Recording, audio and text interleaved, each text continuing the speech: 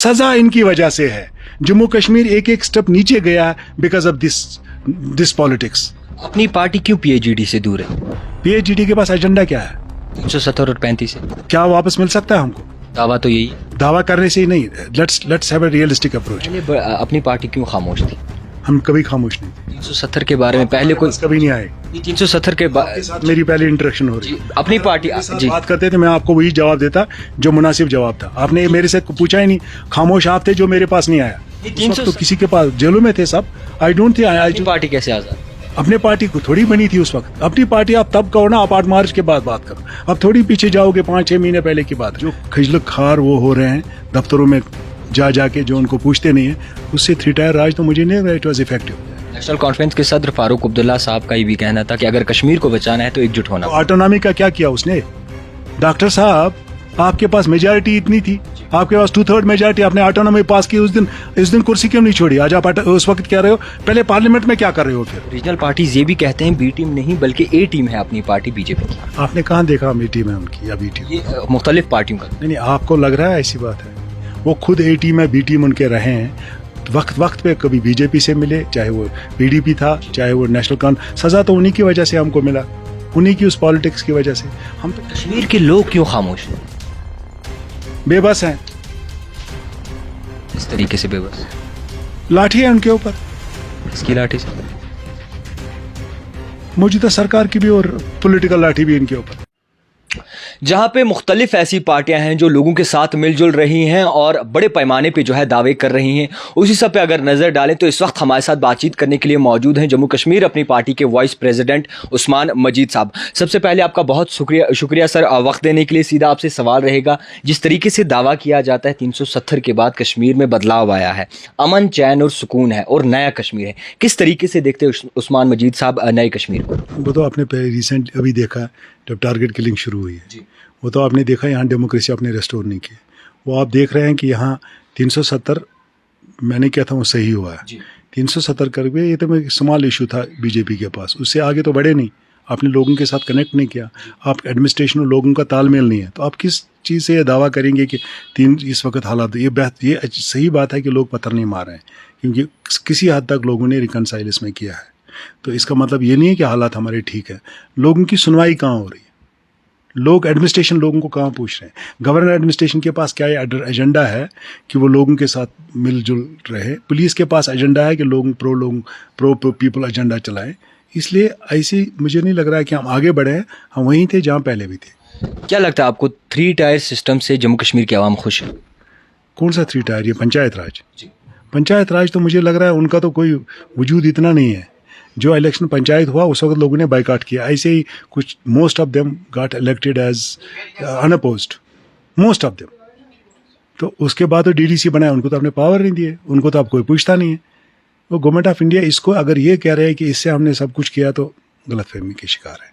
आज आप ग्राउंड पे जाइए, आप देखिए वो चीज़ लोगों में नहीं है इस 3 टायर सिस्टम के बारे में, क्योंकि लोग उनको एम्पावर नहीं किया गया। आप ज़बानी तो बहुत बोलते हो कि भाई साहब हमने पंचायत राज को लागू किया है, लेकिन इन लेटरल स्पिरिट ऐसा है ही नहीं। जो खजलक खार वो हो रहे हैं दफ्तरों में जा जाके, जो उनको पूछते नहीं है, उससे 3 टायर राज तो मुझे नहीं लग रहा इट वाज इफेक्टिव। ये भी तो कहा जाता है सबका साथ सबका विकास नारा है इनका, इसमें कहने की क्या वो है? कहने की क्या है? इससे कह सकते हैं क्या सबका साथ सबका विकास आपको नजर आता है जम्मू कश्मीर में? I don't think sir. ये हो सकता है हिंदुस्तान में हो, बाकी हिंदुस्तान के हिस्से में, लेकिन जम्मू कश्मीर में मुझे इसके कम ही नज़र आ रहा है। आप ही बीजेपी वालों को भी बोल सकते हैं, दिल पे हाथ रख के बताएंगे कि सबका विकास सबका साथ चल रहा है, लेकिन हो सकता है बाकी जगह रेस्ट ऑफ द कंट्री ऐसा स्लोगन चला हो, ये काम चलता हो। अपनी पार्टी पे भी तोहमत एक लगाई जा रही है काफ़ी अरसे से कि अपनी पार्टी जो है बी टीम है बीजेपी की, मगर कुछ रीजनल पार्टीज ये भी कहते हैं बी टीम नहीं बल्कि ए टीम है अपनी पार्टी बीजेपी की। आपने कहाँ देखा बी टीम है उनकी या बी टीम? ये मुख्तलिफ पार्टियों का। नहीं, आपको लग रहा है ऐसी बात है? आपको मैं बोल रहा हूँ, आप भी यहाँ के जम्मू कश्मीर के नागरिक हो, आप कहाँ फील करते हैं हम बी टीम है? उनका यही दावा है कि बी टीम है। नहीं, चलो हम बी टीम है, लेकिन बी टीम अगर वो कह रहे हैं तो मुझे इसमें एक जवाब देने की ज़रूरत है ही नहीं। वो खुद ए टीम है, बी टीम उनके रहे हैं। वक्त पे कभी बीजेपी से मिले, चाहे वो पीडीपी था, चाहे वो नेशनल कॉन। सजा तो उन्हीं की वजह से हमको मिला, उन्हीं की उस पॉलिटिक्स की वजह से। हम तो कब चांस मिला बीजेपी का बी टीम बनने, कोई इलेक्शन ऐसा हुआ जहां हमने प्रूव कर दिया कि हम उनके साथ हैं, हम उठे और उनको साथ दिया, उनके चीफ मिनिस्टर या हमारा चीफ मिनिस्टर उनके साथ बना, जैसे महबूबा जी थी उनकी चीफ मिनिस्टर के साथ, जैसे फारूक साहब के वक्त में फारूक साहब इनके साथ थे। ऐसा हमको चांस मिला है तो आप ही क्लेम कर रहे हो, इट्स रिडिकुलस। ये अपनी गलतियों को छुपाने के लिए इसमें पर्दा डाला है बी टीम है। ये तो वक्त साबित करेगा हम बी टीम है या नहीं है। जिस दिन चांस मिलेगा कि हमारे पास मेजॉरिटी आएगी, हमारे पास अच्छे खासे एमएलएज आ जाएंगे, फिर हम किस दिशा में जाएंगे, टाइम विल टेल यू। अपनी पार्टी क्यों पीएचईडी से दूर है? पीएचईडी के पास एजेंडा क्या है? 370 और 35 से क्या वापस मिल सकता है हमको?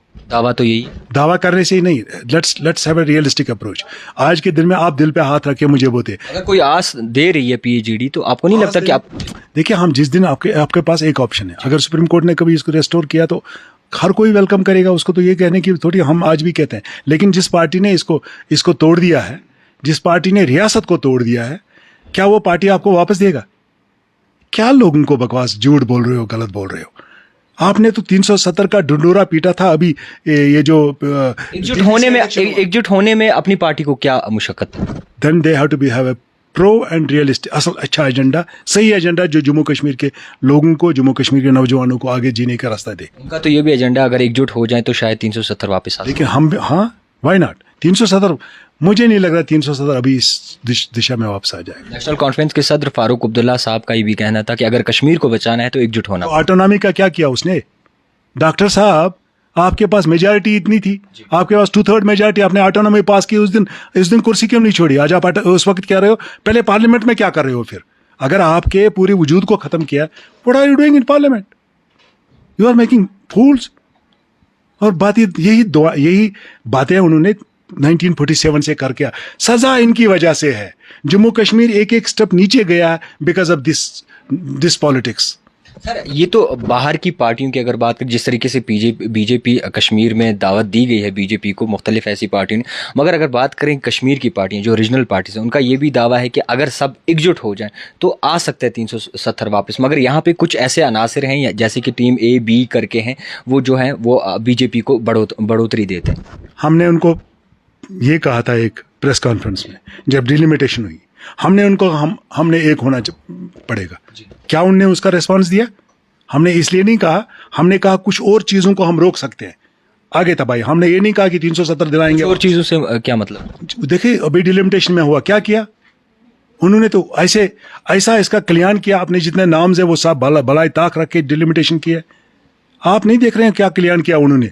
और जहां जहां सीटें क्रिएट करनी थी, उस गांव को इधर से, इस गांव को उधर से, कई लोगों के लिए खड़ा किए। लेकिन मुझे ये बताए उस वक्त क्यों नहीं एक हुए?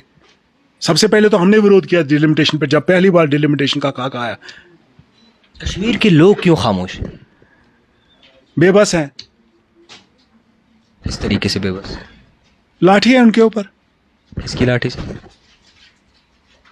मौजूदा सरकार की भी और पॉलिटिकल लाठी भी इनके ऊपर है। वो कंफ्यूज्ड है व्हाट टू डू, क्योंकि उनको अपने स्कोप कोई नहीं रखा है। आज के रिजीम ने लोगों का एजेंडा, प्रो पीपल एजेंडा उनके पास नहीं है। वो सिर्फ पॉलिटिक्स के, वो सिर्फ डेवलपमेंटल, वो उसके ऑप्टिक्स से ही इसको तोलते हैं कि we are done every enough, which is not there at the ground. जिस तरीके से पिछली सरकारें रह चुकी हैं दौरे इक़्तिदार में, क्या लगता है पिछली सरकारों ने जम्मू कश्मीर की आवाम के बारे में सोचा था? देखिए, जहाँ तक डेवलपमेंट की बात करें, इट्स ए कंटिन्यूअस प्रोसेस। या हर रिजीम में एवरीबडी हैज़ कंट्रीब्यूटेड, इसमें कोई दो राय नहीं है। लेकिन 370 के मामले में पहले मैं डॉक्टर फारूक साहब से बोलूँगा, अगर 370 आपने ऑटोनॉमी पास की, आप फुल फ्लैश दिया, आपने उस वक्त कुर्सी क्यों नहीं छोड़ी? उस वक्त तो आपके सामने, आपके रोज, आप शेख साहब की बात तो हम और कहें, शेख साहब की बात छोड़िए, शेख साहब आप जिंदा नहीं है हमारे सामने, उन्होंने क्या किया है उस वक्त, नेशनल कॉन्फ्रेंस क्या तरीकाकार क्या था जम्मू कश्मीर को एक एक स्टेप नीचे करने में।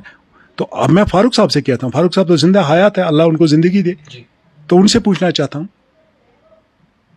ये आज आप बड़ी बेबागी से बोलते हैं, यानी कि बड़े पैमाने पे जो है, बड़े पैमाने पे बोलते हैं, अपनी पार्टी जो है बड़े उरूज पर बोलती है। आज पहले अपनी पार्टी क्यों खामोश थी? हम कभी खामोश नहीं थे। 370 के बारे में पहले कोई कभी नहीं आए। 370 के बाद मेरी पहली इंटरेक्शन हो रही, अपनी पार्टी जी बात करते थे, मैं आपको वही जवाब देता जो मुनासिब जवाब था। आपने मेरे से पूछा ही नहीं, खामोश आप थे जो मेरे पास नहीं आया। 370 के बाद अपनी पार्टी खामोश लग रही है? बिल्कुल नहीं खामोश रहे। हमने हमेशा इसके बारे में कहा कि ये against the wish of people it has been done. Protest कोई खास नजर नहीं आया। देखिए यहाँ प्रोटेस्ट हमने कोशिश की थी उस दिन डिलिमिटेशन में प्रोटेस्ट करने के लिए, हमको कहाँ रोका गया? सबसे पहले हमको बाहर नहीं जाने दिया। देर से किया था। अरे यार डिलिमिटेशन की बात कर रहा हूँ, हदबंदी कमीशन की, वो मुझे हदबंदी कमीशन उसी वक्त, तो बाकी तो आप जेलों में थे उस वक्त जब ये 5 अगस्त का हुआ है, उस वक्त तो किसी के पास जेलों में थे सब। आई डोंट थिंक पार्टी कैसे आजाद? अपने पार्टी को थोड़ी बनी थी उस वक्त, अपनी पार्टी आप तब कहो ना, आप 8 मार्च के बाद बात करो, अब थोड़ी पीछे जाओगे, 5-6 महीने पहले की बात है। हम उसके लिए इल्जामात नहीं है, हमारे साथ तो ये नहीं हुआ कि हम उसमें इन्वॉल्व नहीं है। इन्वॉल्व हुई है जो उनके एक ही थाली के चट्टे बट्टे थे, जो उनके साथ थाली में एक खाना खाते थे। वो तो ये भी दावा करते हैं, रीजनल पार्टीज का ये भी दावा है कि अपनी पार्टी के कद्दावर नेता वहां जाके फोटो खिंचवाते हैं।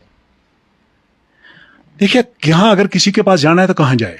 अगर जम्मू कश्मीर की कोई समस्या है, आप किसके पास जाएंगे? सीधे सेंटर में जाना, प्राइम मिनिस्टर को मिलेंगे। प्राइम मिनिस्टर चाहे बीजेपी का हो, कांग्रेस का हो, कि आपको तो उससे मिलना है। अगर कुछ प्रॉब्लम्स आपको वहीं जा रहे हैं, होम मिनिस्टर में जा रहे हैं, सिस्टम में जा रहे हैं, आप गवर्नमेंट ऑफ इंडिया को मिलने जा रहे हैं, तो हो सकता है उससे कोई प्रॉब्लम्स हल हो। तरह तरह के मसाइल हैं। आप थोड़ी ही जाके पाकिस्तान के प्राइम मिनिस्टर से मिलोगे, खुश हो जाएंगे लोग, नहीं प्रधानमंत्री। वहाँ क्या आपको हासिल हुआ है? वहाँ तो हमारे पास मौत के लिए सामान पैदा हो गया, वो तो चल रहा है, ये तो पता नहीं कब तक चलेगा। 30 साल आगे, 40 साल तक आगे ये चलता रहेगा। इसका तो मुझे नहीं लग रहा अंत कहीं है जो यहाँ चल रहा है इस वक्त। आपको नहीं लगता कि जम्मू कश्मीर की आवाम जो है वो जहनी दबाव में आ चुकी है? मुख्तलिफ ऐसी पार्टियाँ खड़ी हो चुकी हैं कि आखिर लोग भी परेशान हो गए कि किस पार्टी पे भरोसा किया जाए। नहीं, पार्टी देखो, एक नई पार्टी है हमारी पार्टी, बाकी कौन इतनी पार्टियां हैं? हर एक अपना अपना प्रोग्राम लेके जा रहे हैं। It's the people of Kashmir who have to decide कि हम किसको कल वोट देते हैं। उसमें ना मेरी चलेगी ना आपकी चलेगी। लेट अस सी कि कौन किसको क्या कर रहा है, कौन अपना एजेंडा, किसका एजेंडा सही है, विच इज़ प्रो पीपल, जो लोगों को अच्छा लगे। और वक्त आने पर, लेकिन ऐसी सूरत तो भाई है ही नहीं, यहाँ डेमोक्रेसी रेस्टोर हो ही नहीं रही है। यहाँ सबसे बड़ा मार तो यहाँ की आवाम इसीलिए खा रही है क्योंकि उनकी कोई सुनवाई नहीं है। सुन ही रहे हैं कि डेमोक्रेटिक निज़ाम में लोगों की आवाज़ होती है, लोगों की सुनवाई होती है। इसमें ये जो डिक्टेटरशिप में तो ऐसा होता नहीं है। गवर्नर, आपको क्या लगता है कि क्यों इलेक्शन नहीं करवा रहे हैं? पता नहीं, आप गवर्नमेंट ऑफ इंडिया से बोलिए। आप 2018 के बाद हमको इससे महरूम क्यों रखा है? Government of India time to time पे शुगुफा डालते हैं, फिर इलेक्शन नहीं करते हैं। एक आखिरी सवाल रहेगा आपसे, अपनी पार्टी का मुद्दा मंशूर जानना चाहते हैं। अपने पार्टी का मुद्दा तो हमने बार बार आपको दिखाया और कहा कि we are for the people, we work for the people. हम एक्सप्लॉइटेशन की सियासत से बालातर रहेंगे, उसको छोड़ देंगे जिसका हमको सज़ा मिला है। सज़ा ये मिला है कि आज हम उस जगह पे पहुंचे जहां सिर्फ बेबसी नज़र आ रही है। इस बेबसी में हमारा आवाम है, जम्मू कश्मीर का आवाम, इस बेबसी में लीडर भी है, इसमें कोई दो राय नहीं है। लेकिन वो सियासत नहीं करना चाहेंगे। किसी को रास आ जाएगी, अच्छी बात है, नहीं आएंगे हो सकता है लोग किसी उसी पुरानी दकान सियासत को देख लेंगे जिसके वजह से हमें सज़ा मिली है। लेकिन we will approach the truth of politics, truth of politics, यानी पॉलिटिक्स जो वो हो जो लोगों के आज के दुनिया में सूट करे, आज के नौजवान को सूट करे, और जज्बात और एक्सप्लॉइटेशन से हट के। क्योंकि सच बोलना इस वक्त बहुत ज़रूरी है, क्योंकि हम जिस मुसीबत में फंसे हैं, इसके लिए अगर आज भी हम सच नहीं बोलेंगे तो हमारी कौम ऐसे हालत में नहीं रहेगा। बहुत शुक्रिया आपका वक्त देने के लिए। तो इस वक्त हमारे साथ बातचीत करने के लिए मौजूद थे जम्मू कश्मीर अपनी पार्टी के वाइस प्रेसिडेंट उस्मान मजीद साहब। मज़ीद हमने इनसे जानने की कोशिश की कि आखिरकार कश्मीर में क्या चल रहा है और कश्मीर के करंट सिचुएशन जो है किस तरीके के हैं, और जिस तरीके से दावा ये भी हो रहा है कि जल्द ही शायद जम्मू कश्मीर में इलेक्शंस होने वाले हैं, और इस इलेक्शंस में कौन पार्टी बाजी मारेगी और कौन जो है लोगों के साथ शाना बशाना चलेगी, वो बड़ी देखने वाली बात होगी। आप देखते रहिए द टाइपराइटर जावेद खान के साथ।